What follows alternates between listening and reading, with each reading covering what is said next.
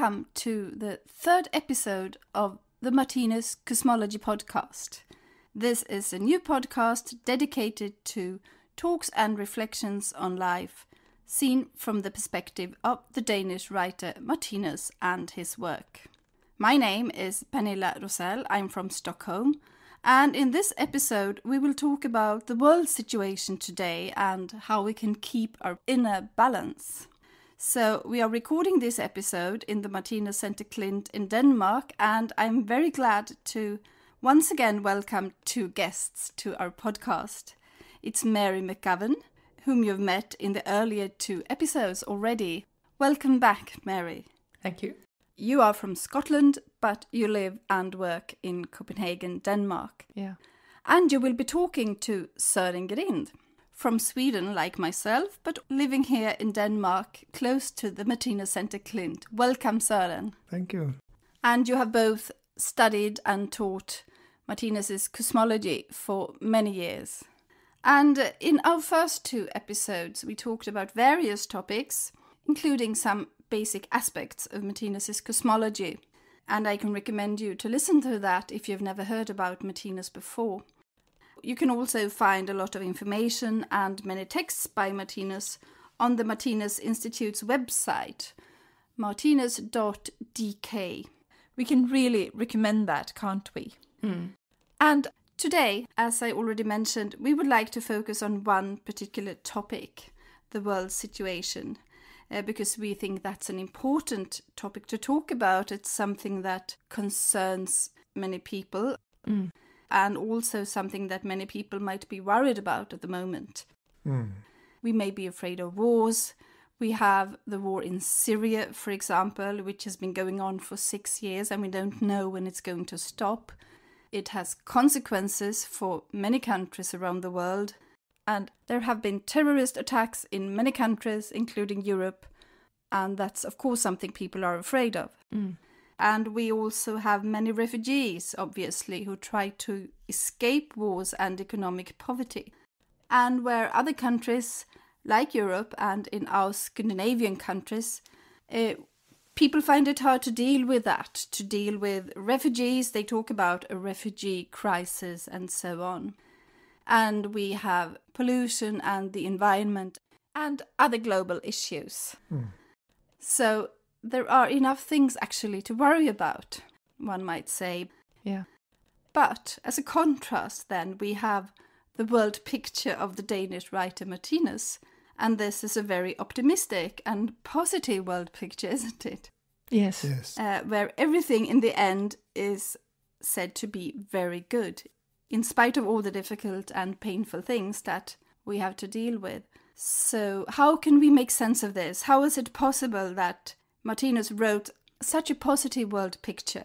Mary, would you like to start perhaps by commenting on that? Well, Martinus's world picture is very optimistic in that he takes a very long view, in that he says that within 3,000 years we will have a perfect human kingdom on earth with a one world government where the idea of nation states will be very much dissolved, so that we will be one. We are already one in many ways, very much through technology and through trade and so on. We are very much interdependent. The countries rely on one another for goods and services and so on. But that will continue to grow and become perfect, so that it will be morally perfect. No one will be abused or exploited. So he takes that very long view, and in this long view, war will have abolished itself, and all illness will have abolished itself. At the moment, we see the situation where illness is an enormous burden on society. We see the hospitals are getting bigger, but they're cutting the number of nurses because of the finances and so on. So there is a kind of health crisis in mankind at the moment, and that will be resolved. And he has a lot to say about that. We see a monetary crisis, but Martinus talks about in the future, money will disappear, and that the only currency will be our ability to work. And he has a lot more to say about these things, but about common ownership and the end of private ownership and so on.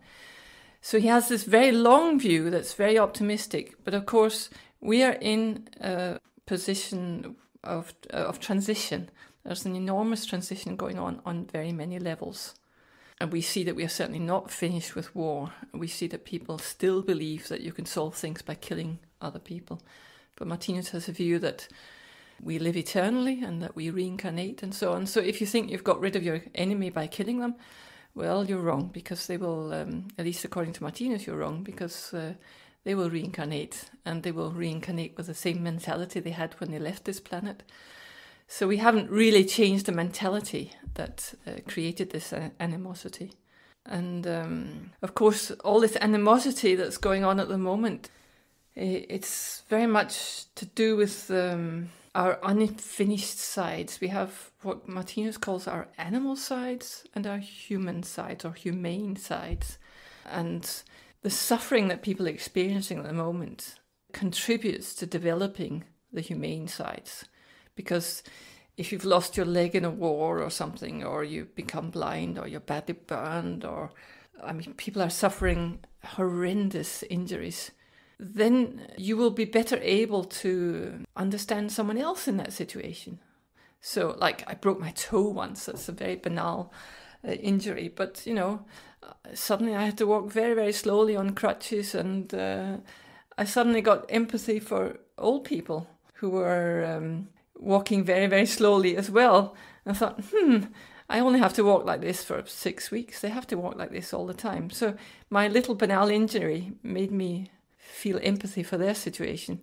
And these people with horrendous injuries from war and being displaced, having to flee their countries and adapt to a new culture where they're not always welcome and so on, it creates an immense amount of suffering, which ultimately, through the process of reincarnation, will lead to a development of empathy.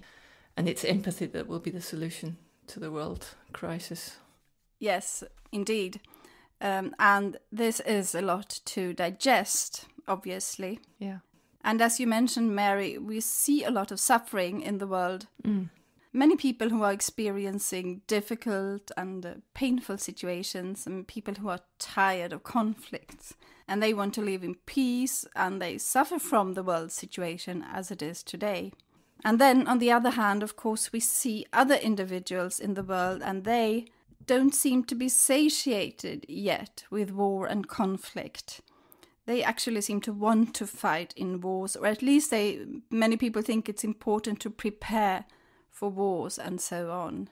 So it's obvious that we can see different stages of human development here. Mm.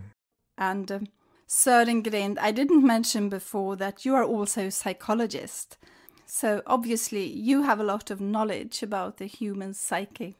And would you like to comment on this variety of individual dispositions that we can see in the world today, and especially then seen from Martinus's perspective?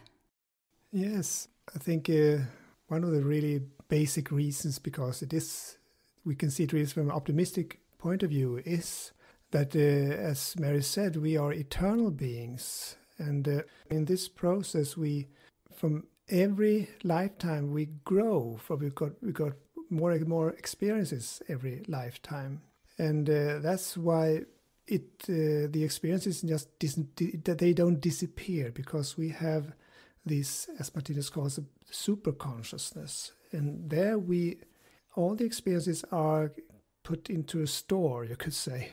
So you bring them with you unconsciously to the next lifetime, and that's why, as we heard here, compassion is growing from lifetime to lifetime.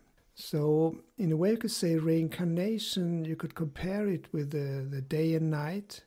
We know that the experiences we had yesterday and the day before, we don't remember everything, but it has really an influence on the next day. And we can see on our own life that we have changed through the experiences. And we can also see during a lifetime that we have changed from being 5 years to 10 years. We get older. And then if you make this in a bigger perspective with the evolution, you could say that we have people that are kind of younger in this process from being an animal with all their instincts to become a human being with all this humaneness. So, like we can see in school, some people are going in the 5th grade and somebody's going to the 8th grade. They have the same worth as a living being, but they have learned different things because they have not gone to school, everybody in the same amount. So gradually everybody will go through the school, but we don't do the same classes in the same time. But this is a process where everybody is growing from one class to the next class, to a new subject, to lifetime. And that's why you could see also that generally on this planet, if we go back 1,000 years up here in Scandinavia, we had Vikings, and they had the ideal that they should be a good warrior and they should kind of steal, you could say, the property. It was kind of an ideal from other beings. But most people today think that's really a criminal act, and we have quite another ideal of neighborly love.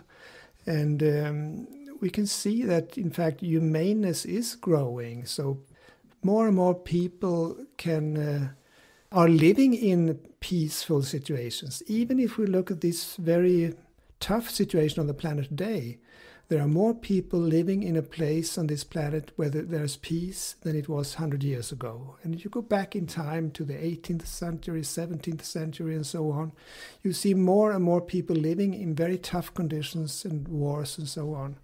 So it is really a positive evolution. But as an individual, we know that we have some good periods, and then we might come into a crisis. And we can also say a crisis is an accelerated evolution. And that, you could say, is what's going on right now in our time. It is a crisis, and when you go into this crisis, then you kind of have a regression to more primitive sides getting active within you. It's not when you are in this crisis that you have your most humane things on the top of your personality, so to say. You go into some old bad actions and maybe anger and so on. And it's the same thing on the global area today. It is really a crisis in many areas, economically, with pollution and, as you said, the wars and so on. And that activates more primitive sides. So when we see that there is kind of flourishing of nationalism, it is kind of regression to an old consciousness or thought climate that we also saw in the 30s, for instance. So we have this backlash going back to old patterns.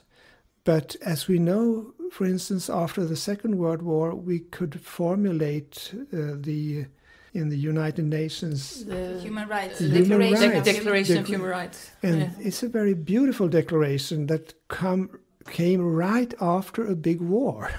And so you can often see in these processes there's a crisis, but there's also development. And there comes a longing for peace, no more wars and so on. But it goes back and forth, and now we are in this crisis, but it will also be an opening for a new consciousness. And we see that today. It's kind of two contrasts of darkness and light growing, both of them. It's like when they are out in the sunny day, when the sun is really strong, the shadow is also very strong. So that's kind of our time. It is a time of contrast, a kind of polarization. It is a crisis that will also give birth to something new. And if we look at the big perspective, it's always giving birth to more humaneness, more people becoming pacifists, and say no more wars. So I think it is really reason for being optimistic when you see we are eternal beings and we learn by experiences from lifetime to lifetime. Yeah, that's very interesting. So these periods of backlash that both of you have mentioned, should we see them as meaningful then, seen from this larger perspective? Yes. Yeah. That's something we can conclude then. Yeah, and of course you see the worst in yourself, and you see the worst in governments and in the people around you. We see national boundaries being put up that had otherwise been taken down, and to go from Germany to Denmark you need a passport. You didn't need that before. So boundaries that had disappeared have been put up again with the idea of keeping refugees out. Of course that doesn't solve the problem, because the problem is to stop creating war so that there won't be any refugees.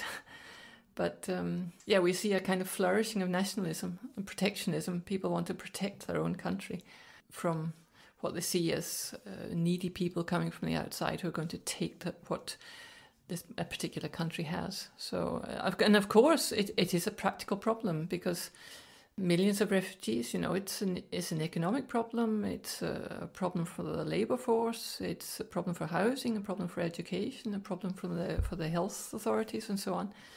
But of course, all of these problems can be solved, and if there is a will, we say in English, where there's a will, there's a way. And we can see that, for example, the Bosnian refugees who came to Scandinavia some years ago, they've become very well integrated, and there's no problem really. Of course, when a million comes at one time, of course, it's a lot to deal with. And talking about national boundaries and unions, we know, of course, Mary, you're from Scotland. Yeah. We mentioned that. We know that there has been this referendum Brexit, and Britain voted yes to Brexit. I'm not a fan of Brexit, I must say, but there must be some higher meaning to it. But again, it's a sort of breaking up of a union where I prefer to see things coming together. A lot of people complain about the EU, but I would say it's no way perfect. But it's a bit like saying, well, this 2-year-old child is not 20. Why is it not 20? It should be 20 now. It was 2 yesterday. Why is it not 20 today? So I think organizations like the EU and the United Nations, they have to grow and develop. And of course they won't be perfect in the beginning, and there will be egoistic interests and national interests that play too big a role, and there will be financial scandals and all sorts of things. But I like the idea of international cooperation. And of course there are many practical problems as a British citizen. Or there could be, we don't know. This is the thing, nobody knows. There's no plan. There could be many practical problems for British citizens living in the EU, and problems for EU citizens living in Britain. And then there's the whole discussion of Scotland maybe becoming independent. Who knows what's going to happen there? They talk about Scottish independence within the EU. So everything's up in the air at the moment, but I'm learning to see it as a transition and see what will happen, Yes, and one of Martinus's statements that at least we often quote is that everything is very good, isn't it? Yeah. And that must mean then that everything that we're going through now is good in the end. But as a consequence then, do we expect too much from the world and from each other, do you think? Or do we have the wrong expectations? What do you think, Søren? Yes, I think we are kind of impatient with ourselves and our partners and friends. I think we have a tendency to want everything to go quicker and to get rid of the problems.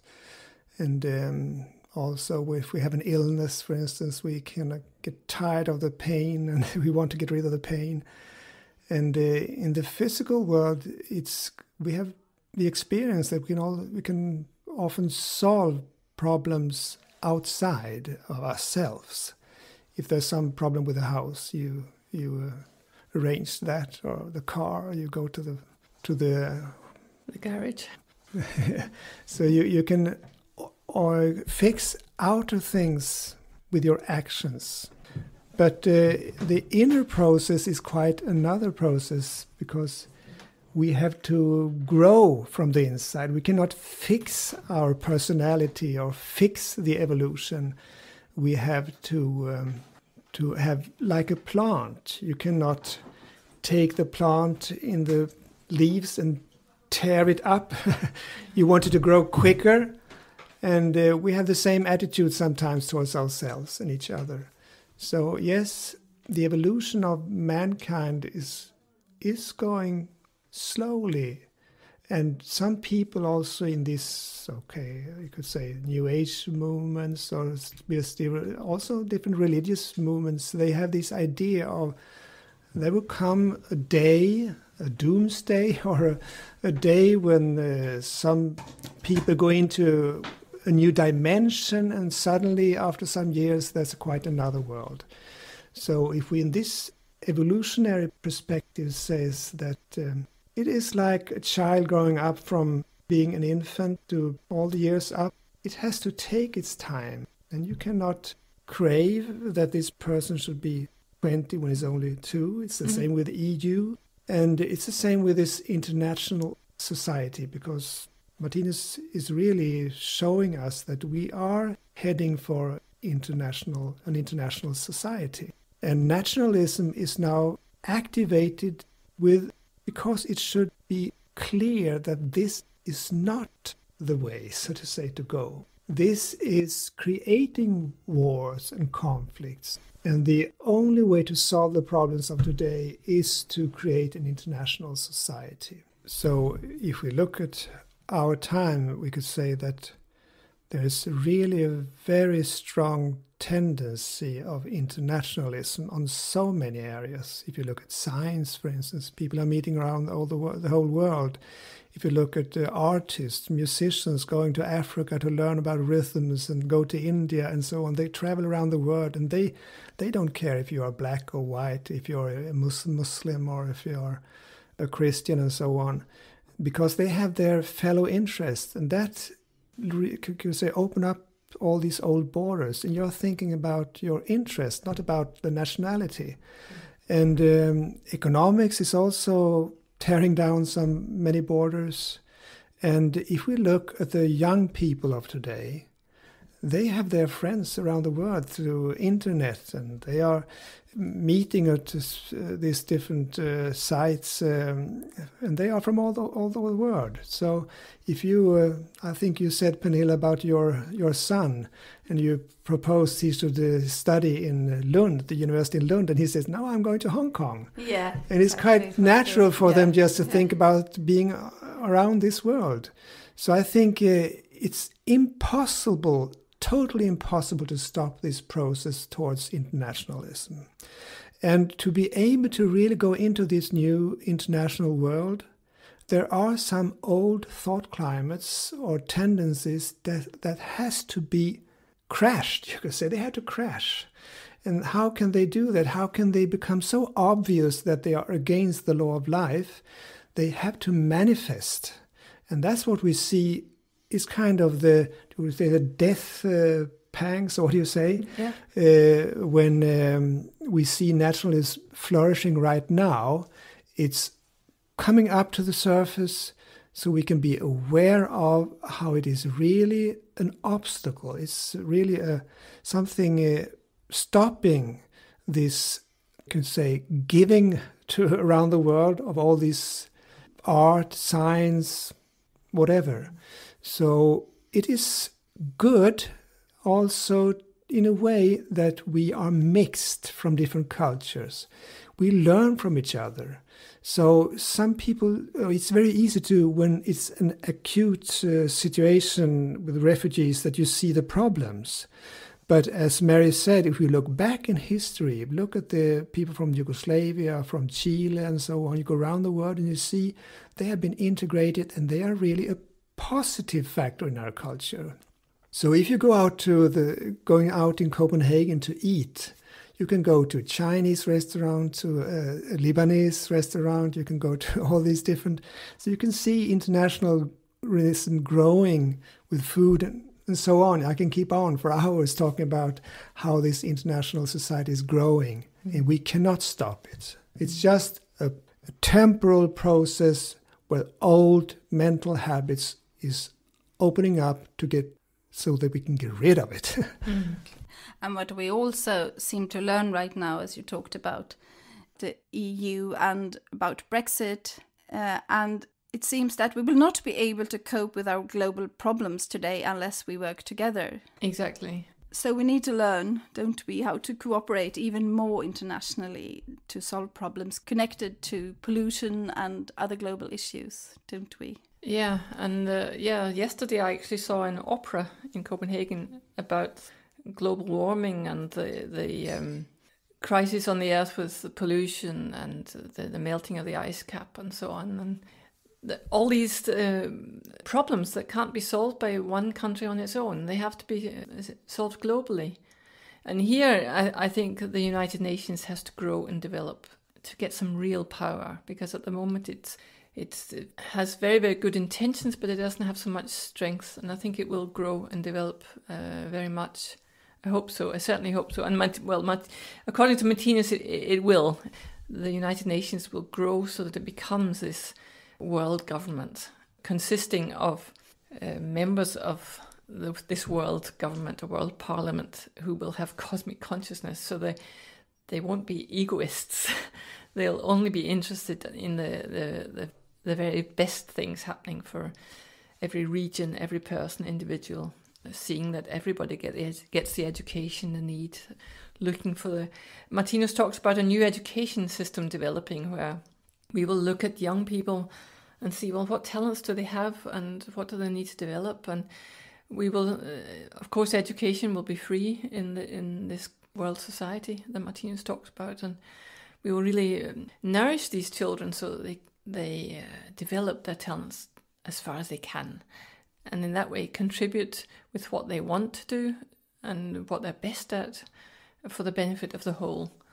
Where at the moment we see that a lot of people are held back because education costs money in a lot of countries, or you can't buy the equipment you need. If you're a musician, you can't maybe buy the instruments, or maybe you can go to the university but you can't afford the books or something. So there are a lot of hindrances to education at the moment. So we can look forward to a much more humane education system, where one looks very, very much more at the individual and really helps to develop them. We see it already developing. We see it in the sports world, and they analyze young people and say, well, you would be good at netball and you would be good at football and you shouldn't run a marathon and so on. They look at their physique and say, well, let's develop you in a direction that would be good for you physically. But I think we will look at people's talents, their mental talents, like that too. Yeah, it's really exciting, I think, and a really long-term perspective as well. Mm. So if I may ask a slightly provocative question, perhaps, since we realize now that we need to be patient, we need to understand that mankind needs time in order to develop. Yes. Actually, according to Martinus's cosmology, we need many incarnations even. So might we conclude then that we can't do much about this anyway, so I could just sit back and watch and perhaps mind my own business, so to speak? Or should we still engage in order to create a better world today, all the same? What do you think from Martinus' perspective? I think one thing for me was that Martinus said, he was asked, we're sitting here at the Martinus Center, and he was asked a question once at a gathering of the volunteers here, the voluntary workers, and he talked about a coming world crisis and even a coming world war. And someone asked, what should we do when the war comes? And he said, the most important thing was to keep yourself on an even keel, keep yourself in balance. And I must say that Martinus' perspective on these things can help bring me into balance if I get a little unhappy about situations. I mean, I think watching the news can be a kind of depressing affair if you let it get to you. So I think it's good to see things in a perspective.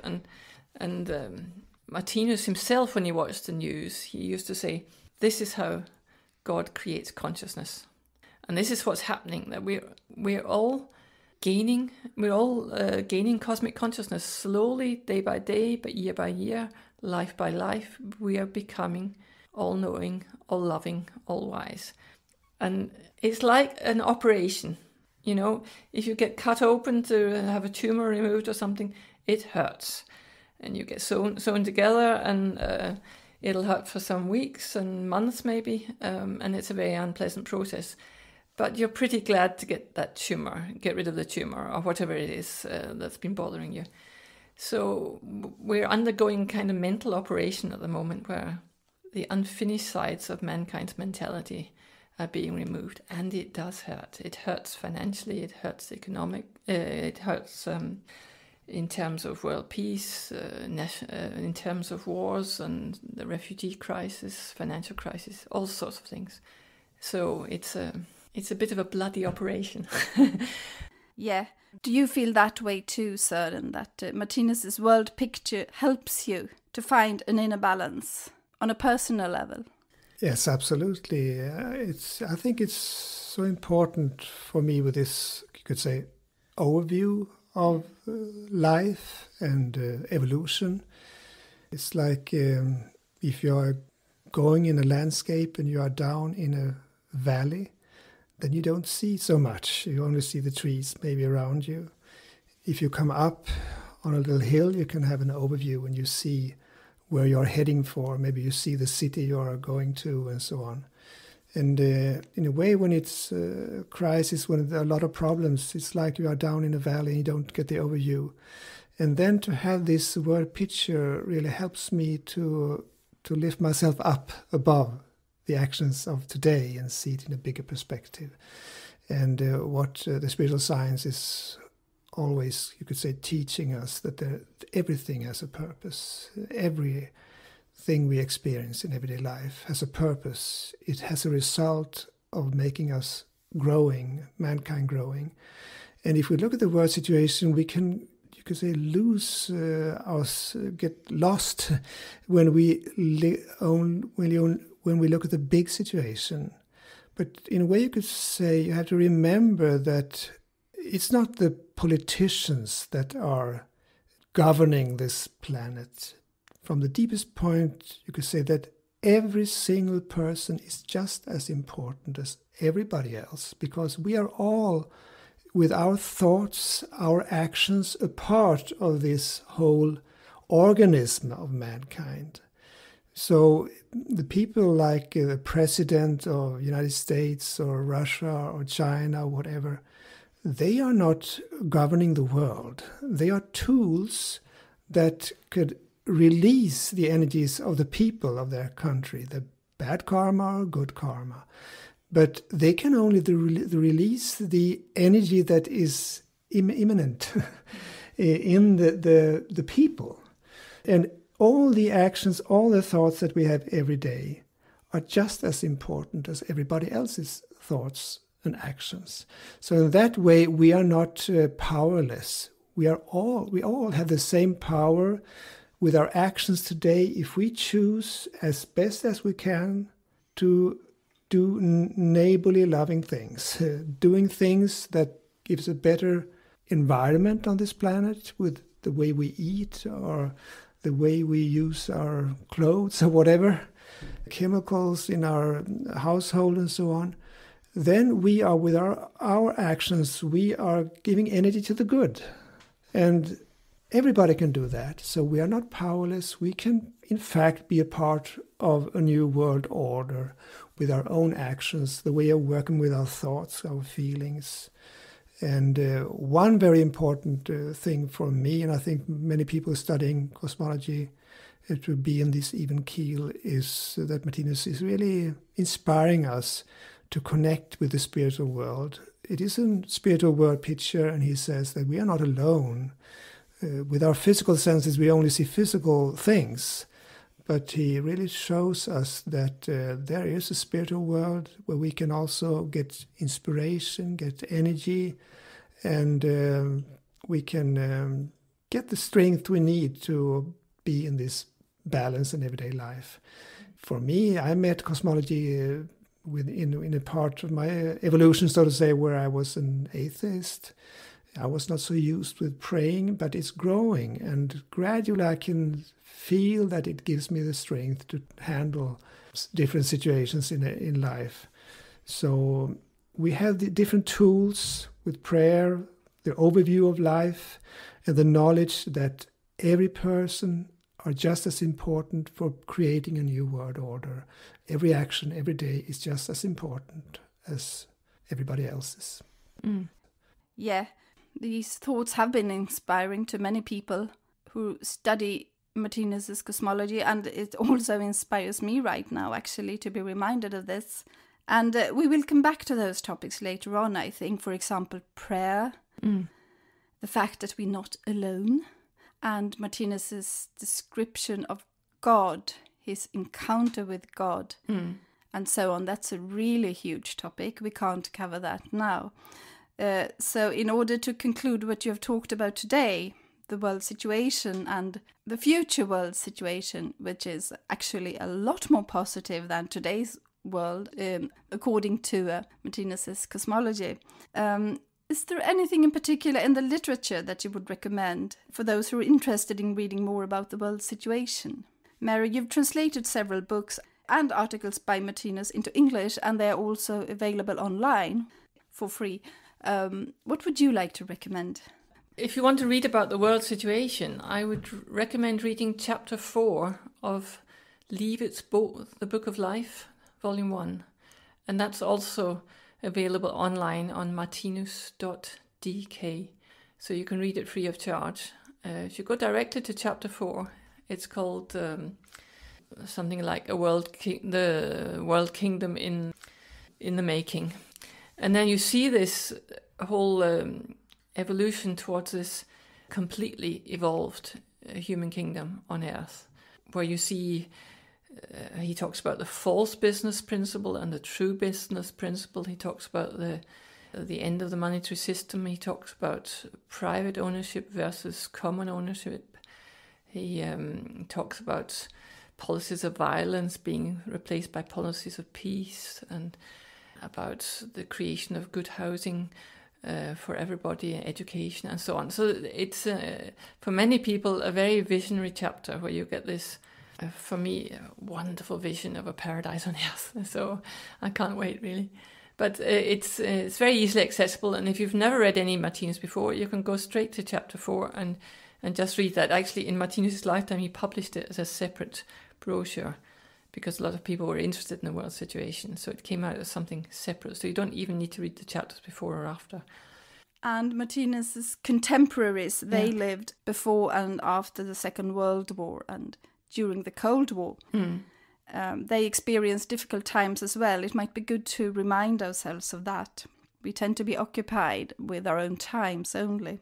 Yeah, and Livets Bog 1 came out in 1932 between the First and Second World War. Yeah, another little book that we have in English is called The Fate of Mankind.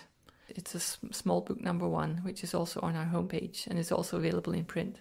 That's a little book with very large visionary content, which I would recommend. So those two things, I think. But otherwise, I would say that we have a lot of articles in English on our homepage. So you can just skim through the titles, browse through the titles, and see what catches your imagination. Yeah, we can just recommend anyone to read that. And is there anything particular in Martinus's literature that you, Sören, would like to recommend anyone who wants to read more about the world situation? I don't know how much is translated, but isn't there also one World Religions and World Politics? Yeah, World Religions and World Politics is a little book. We do have that in English. Yes, and I think in Livets Bog 1, if you continue there after the chapter 4 with chapter 5, you can understand much of these different consciousness that we are into now, with emotions, with intelligence and feelings. And then you have a wonderful symbol and chapter about intolerance that I think is really also telling much about our time and the challenges we have now. Yes. And then he comes into this chapter with from animal to human being. Yeah. And there we also get really to see this evolution of our consciousness from this animal warrior mentality to a much more intuitive, creative, humane personality. So we also get this on the personal level. Yes. Otherwise, I would say that in the Eternal World Picture, Volume 2, which we also have in English, there are a lot of symbols about the world situation. There's one called The Karma of Mankind. There's one called the unfinished human kingdom, which is really where we are today. And then there's one called the finished human kingdom, which is what we're heading for.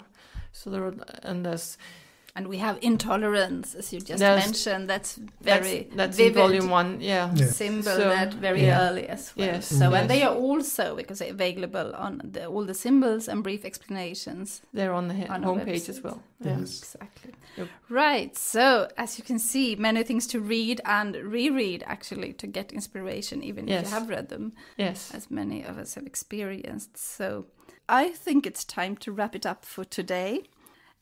We hope that both of you would like to come back to the Martinus Cosmology Podcast and talk again about this topic, perhaps, or other topics that Martinus has written about.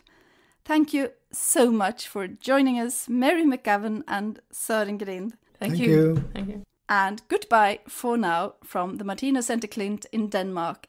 And thank you so much for listening.